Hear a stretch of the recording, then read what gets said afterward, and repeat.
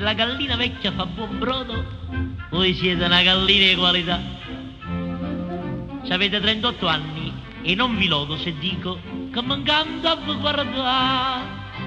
C'avete un marito un imbecille tale al punto che non solo che si chiama Don Camillo, non vedo che sto poco è bello vedere questi fianchi, queste spalle, queste braccia, questo seno.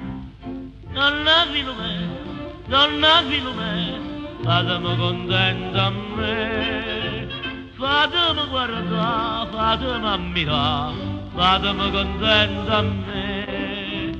E che specialità di carne fresca, adoro come una viola e vasca. Donna Filomena, fatemi contenta a me. Voi siete burro, panna e marmellata, siete una coppia e crema e chantilly. Un bacio vostro è un uovo di giornata, metta la salute ancora, vuol dire chi? E Don Camillo che vi sta vicino mangia soltanto, pensa a s'ingrassare. Dice che la notte dorme, che cretino, gli stessi sveglia per un'eternità. Ma che labbra, ma che faccia, ma che forma, ma che cuore. Donna Filomena, fatemi contenta a me, fatemi guardare, fatemi ammirare, fatemi contenta a me. E che preturberanzi, che sporgenza, a me guardare son gralure e panze. Donna Filomena, fatemi contenta a me.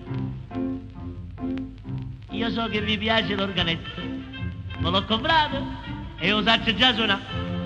Così quando la sera voi andate a letto, io mi sa a strada sono a Betterfly. E Don Camillo non vi fa contenta a niente, proprio a niente. Che pietà! Io dico se non tieni uno strumento, trovo un amico che lo può prestare. Ma che rosa, ma che giglio, ma che mazzerosa te. Donna Filomena, fatemi contenta a me, fatemi guardare, fatemi ammirare, fatemi contenta a me. La vostra carne non è moscia o flossa, ma è lissa come il pelo del piluscio. Donna Filomena, datemi piluscia a me. Donna Filomena,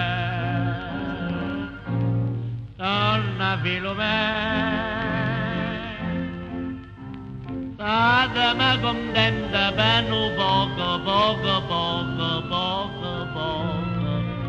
Donna Filomena.